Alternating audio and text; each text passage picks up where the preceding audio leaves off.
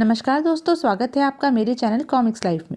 शुरू करते हैं मनोज कॉमिक्स की एक और मज़ेदार कॉमिक्स, इंस्पेक्टर मनोज और कानून के हत्यारे पार्ट 2। इस काम में मैं भी आपका साथ दूंगा सर। मैं उनमें से हर एक की शक्ल पहचानता हूँ। नहीं, यह काम मेरा है, मैं ही पूरा करूँगा। इतना कहे इंस्पेक्टर मनोज आगे बढ़ गया। हवलदार ने सोचा शायद साहब अभी भी मुझसे नाराज हैं।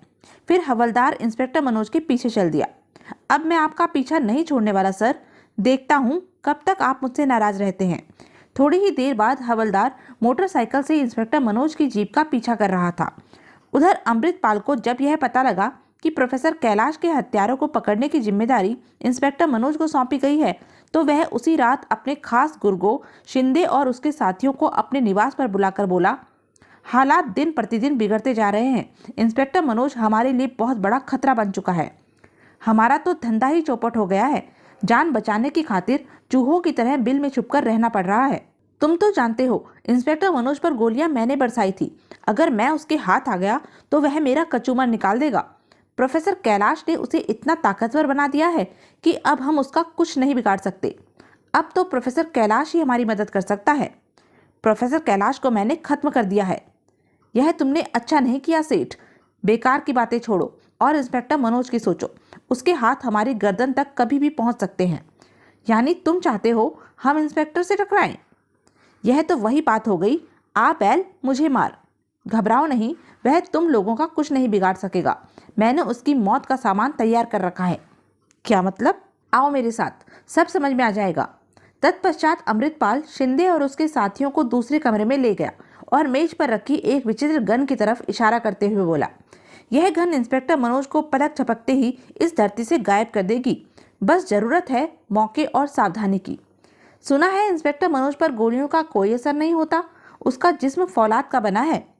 यह गन गोलियां नहीं, आग उगलती है। ऐसी आग जो लोहे को भी जलाकर खाक कर सकती है। सेठ, असलियत आंखों से देखे बिना हम तुम्हारी बातों पर भरोसा कैसे कर ले?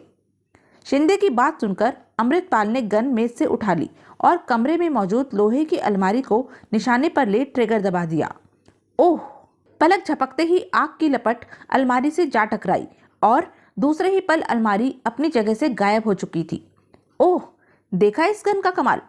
मान गए सेठ, अब तो इंस्पेक्टर मनोज का काम तमाम हुआ ही समझो। गुड। इंस्पेक्टर मनोज के खत्म होते ही हम सब निश्चिंत हो अपना धंधा फिर से शुरू कर सकेंगे। इसलिए यह काम जल्द से जल्द पूरा हो जाना चाहिए। समझो हो गया सेठ। अब इंस्पेक्टर मनोज हमें नहीं ढूंढेगा, हम उसे ढूंढेंगे। हा हा हा। और उसी रात अमृतपाल के निवास से लौटते हुए शिंदे ने कार चालक शंकर को कार पेट्रोल पंप पर रोकने का आदेश दिया। पेट्रोल पंप पर पहुंचकर शंकर ने जैसे ही कार रोकी, जुबेर और जॉन कार से उतर पड़े। तभी शिंदे बोला, टंकी फुल करा लो, पता नहीं कितनी देर भटकना पड़े। Okay boss. लेकिन उपस्थित कर्मचारी को नजरअंदाज कर जुबेर स्वयं ही पेट्रोल भरने लगा। जब जुबेर पेट्रोल भर चुका तो कर्मचारी ने पैसों की मांग की। साहब पैसे? साले हमसे पैसे मांगता है, जानता नहीं हम कौन हैं? आह बचाओ। फिर जॉन कर्मचारी को जमीन पर धकेलता हुआ गुर्राया। आह हा हा हा, अब पैसे हम तुम लोगों से वसूल करेंगे। इतना कह जॉन जुबेर के साथ सामने बने केबिन की तरफ बढ़ गया। उधर केबिन में बैठे कैशियर ने दो गुंडों को अपने आदमी के साथ मारपीट करते देखा तो फौरन फोन पर पुलिस को घटना की सूचना दे दी। उनके पास रिवॉल्वर भी है साहब, वो हमारी तरफ बढ़ रहे हैं। प्लीज हमारी मदद के लिए तुरंत पहुंचिए। पुलिस को सूचना दे कैशियर ने रिसीवर क्रेडिट पर रखा ही था कि जॉन और जुबेर अंदर आ धमके। खबरदार, जितना कैश है निकालकर हमारे सामने रख दो। मैं समझा नहीं साहब। गोली भेजे में जाएगी तो खुद ब खुद समझ जाएगा साले। नहीं नहीं साहब, गोली मत चलाना, मैं कैश देता हूँ। अब आई साले के भेजे में बात। उधर इंस्पेक्टर मनोज को जैसे ही घटना की सूचना मिली, उसने जीप का रुख निर्दिष्ट पेट्रोल पंप की तरफ मोड़ दिया। कुछ ही मिनटों बाद जब पेट्रोल पंप पर पहुंच इंस्पेक्टर मनोज जीप से उतरा तो उसकी नज़र जॉन और जुबेर पर जा टिकी। हा हा हा, हमसे पेट्रोल का पैसा मांग रहे थे। ओह, तो वे हैं बदमाश। इधर कार में बैठे शिंदे और उसके साथियों की नज़र इंस्पेक्टर मनोज पर पड़ चुकी थी। बॉस, हमारा शिकार खुद ब खुद हमारे पास आ गया है। खामोश, उसे हम पर शक नहीं होना चाहिए। कार में हुई हलचल से बेखबर इंस्पेक्टर मनोज लंबे लंबे डग भरता हुआ अचानक जॉन और जुबेर के सामने जा खड़ा हुआ। मैं तुम्हें पेट्रोल पंप लूटने के जुर्म में गिरफ्तार करता हूँ। ओह इंस्पेक्टर मनोज, शूट हिम। दूसरे ही पल जुबेर ने इंस्पेक्टर मनोज पर गोली चला दी। ढाएं। जब जॉन और जुबेर ने इंस्पेक्टर मनोज पर रिवॉल्वर की गोलियों का कोई प्रभाव न होते देखा तो वह पलटकर भागे, लेकिन वे ज्यादा दूर न जा सके। जाते कहाँ हो बदमाशों? आह आई। जॉन और जुबेर का जीवन खतरे में देख शिंदे तेजी से कार से उतरा और इंस्पेक्टर मनोज को निशाने पर लेने की कोशिश करने लगा, लेकिन इससे पहले कि मौका पा शिंदे फायर करता, अचानक हवलदार वीर बहादुर उस पर टूट पड़ा। आह साले, धोखे से वार करता है। हवलदार को शिंदे से गुथा देख दाढ़ी वाला नीचे उतरा और सड़क पर पड़ी गन की तरफ लपका। तब तक इंस्पेक्टर मनोज का ध्यान उस तरफ आकर्षित हो चुका था। खतरा भांपते ही इंस्पेक्टर मनोज ने जॉन को हवा में उछाल दिया। इससे पहले कि दाढ़ी वाले का हाथ गन तक पहुंचता, जॉन का शरीर उससे जा टकराया। धड़ाक।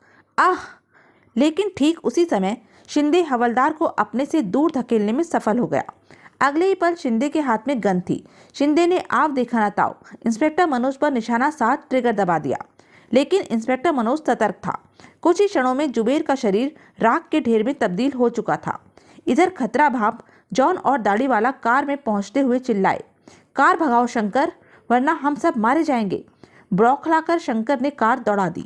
उधर ठीक उसी समय शिंदे ने फिर इंस्पेक्टर मनोज को निशाने पर लेने की कोशिश की, लेकिन तब तक देर हो चुकी थी। कमीने, आज तो अपने नापाक इरादे में कामयाब नहीं हो पाएगा। नहीं, अब मजा चखाता हूं तुझे। अगले ही पल हवलदार ने गन शिंदे पर तान दी, लेकिन इससे पहले कि वह ट्रिगर दबाता, इंस्पेक्टर मनोज का कठोर स्वर उसके कानों से टकराया। नहीं हवलदार, ट्रिगर मत दबाना, यह कानून का मुजरिम है, इसे सजा भी कानून देगा। आपको शायद याद नहीं सर, यही वह शैतान है जिसने आपका शरीर गोलियों से छलनी कर डाला था। आज फिर यह आपकी जान ले लेता सर। मैं इसे जिंदा नहीं छोड़ूंगा। नहीं हवलदार, अगर यह मर गया तो प्रोफेसर कैलाश के हत्यारे का राज राज ही रह जाएगा। इतना कहे इंस्पेक्टर मनोज आगे बढ़ा और शिंदे को गिरेबान से थाम ऊपर उठाते हुए गुर्राया। अब बोल, तूने प्रोफेसर कैलाश की हत्या क्यों की? नहीं, प्रोफेसर की हत्या मैंने नहीं, सेठ अमृतपाल ने की है। कौन सेठ अमृतपाल? उसकी प्रोफेसर से क्या दुश्मनी थी? मैं तुम्हें सब कुछ बता दूंगा, पर पहले मुझे नीचे तो उतारो। और फिर इंस्पेक्टर मनोज ने शिंदे को जैसे ही जमीन पर उतारा, वह टेप रिकॉर्डर की तरह शुरू हो गया। अमृतपाल अपराध की दुनिया का बेताज बादशाह है। हम तो उसके गैर कानूनी धंधे में हाथ बटाते हैं। दौलत हम बटोरते हैं, तिजोरी वह भरता है।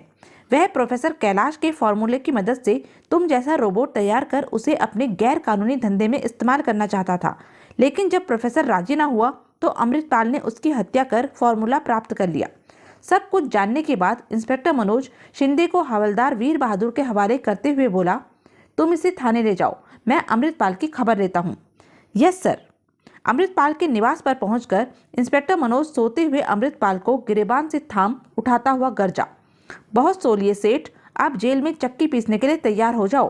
तो तुम इंस्पेक्टर मनोज, मैं तुम्हें प्रोफेसर कैलाश की हत्या और मेरी हत्या करवाने की साजिश के जुर्म में गिरफ्तार करता हूँ। मुझे गिरफ्तार करने से पहले तुम्हें मुझ पर लगाए गए इल्जाम साबित करने के लिए सबूत जुटाने होंगे इंस्पेक्टर। तुम पर जुर्म साबित करने के लिए शिंदे की गवाही काफ़ी होगी सेठ अमृतपाल। शिंदे? हाँ, वह इस समय पुलिस की हिरासत में है और अपने सारे जुर्म कबूल कर चुका है। अब तुम्हें और कुछ कहना है? ओह। तत्पश्चात अमृतपाल ने अपनी गिरफ्तारी का कोई विरोध नहीं किया। फिर अमृतपाल की तिजोरी से प्रोफेसर कैलाश का फॉर्मूला बरामद कर इंस्पेक्टर मनोज अमृतपाल को हिरासत में ले वहां से चल पड़ा। जब इंस्पेक्टर मनोज थाने पहुंचा तो कमिश्नर शमशेर सिंह पहले से ही वहां मौजूद थे। इंस्पेक्टर मनोज ने फॉर्मूला कमिश्नर साहब के सुपुर्द किया तो वे भाव विभोर हो बोले, इंस्पेक्टर मनोज, तुमने कातिलों की टोली का सफाया कर पुलिस विभाग पर बहुत बड़ा उपकार किया है। हमें तुम पर नाज है। शुक्रिया सर, मुझे खुशी है कि मैं सौंपी गई जिम्मेदारी को निभा सका। अब मुझे इजाज़त दीजिए। कमिश्नर साहब से विदा ले जैसे ही इंस्पेक्टर मनोज थाने से बाहर आया, हवलदार वीर बहादुर उसका रास्ता रोकते हुए बोला, अब मैं आपको अकेले नहीं जाने दूंगा सर, मैं भी आपके साथ चलूंगा। शट अप, हट जाओ मेरे सामने से। हरगिज नहीं, तुम ऐसे नहीं मानोगे। कहने के साथ ही इंस्पेक्टर मनोज ने भरपूर थप्पड़ हवलदार के गाल पर रसीद कर दिया। चटाक। पीड़ा तरीक के कारण हवलदार चीखता हुआ उठकर बैठ गया। सर, आखिर थप्पड़ के जादू ने तुम्हें होश में ला ही दिया। और फिर इंस्पेक्टर मनोज पर नजर पड़ते ही हवलदार उछलकर खड़ा होता हुआ बोला, सर आपकी पोशाक, अरे आपके हाथ पैर तो बिल्कुल सलामत हैं।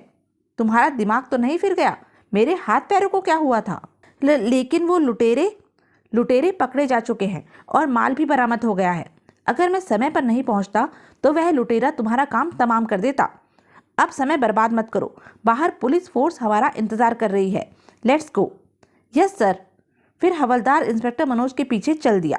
लेकिन चलते हुए वह सोच रहा था, तो क्या जो कुछ मैंने देखा वह मेरी सुप्त इंद्रियों का भ्रम था? तो यह थी इंस्पेक्टर मनोज की एक मज़ेदार कॉमिक्स। ऐसी ही मज़ेदार कॉमिक्स के लिए बने रहे मेरे साथ, और हाँ, मेरे चैनल को लाइक, शेयर और सब्सक्राइब करना ना भूलें। धन्यवाद।